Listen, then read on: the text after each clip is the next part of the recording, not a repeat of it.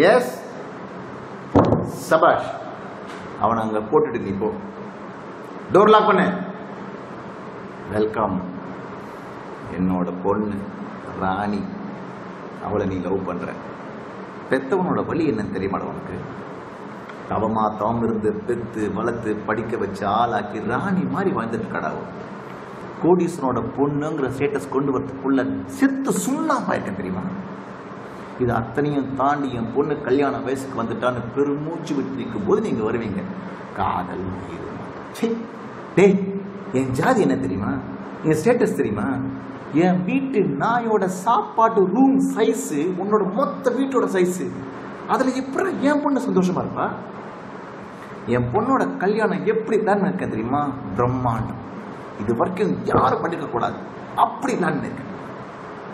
சரி, என்னோட ஒரே பொண்ணோட ஆசைக்காக உன்னை அக்செப்ட் பண்றேன்னு வச்சுக்கோ. நீ மேடையில மாலையை மாட்டி நிற்ப. கல்யாணத்துக்கு வர celebrities, politician, IAS, IPS, doctors, lawyers, VIP சொந்தக்காரன் முத கொண்டு 4 கேள்வி கேட்பான்.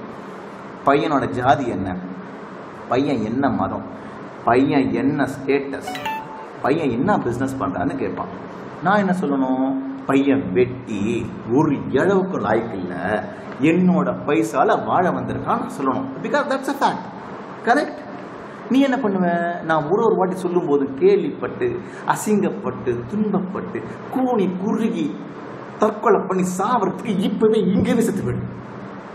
ஏய், இவத்தி என்னடி வேணும் உனக்கு? என்னாச்சு? என்னடி சொல்ற? தற்கொலை பண்ணி பாத்தியா? என்னோட உயிர்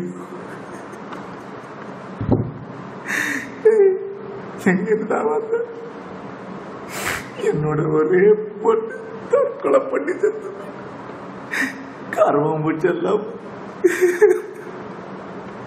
அதுக்கெல்லாம் வந்தியா? எங்க இருந்து வந்து கல்யாணத்துக்கு வர அத்தனை செலிபிரிட்டியும் விஐபியும் கருமாதிக்க வர வச்சுட்டியா? நல்லா இருப்பியா? என்னோட உயிர் ராவும் என் உயிர் இப்ப என்ன விட்டு போய் என்னடா கருவம் முச்ச காதல்.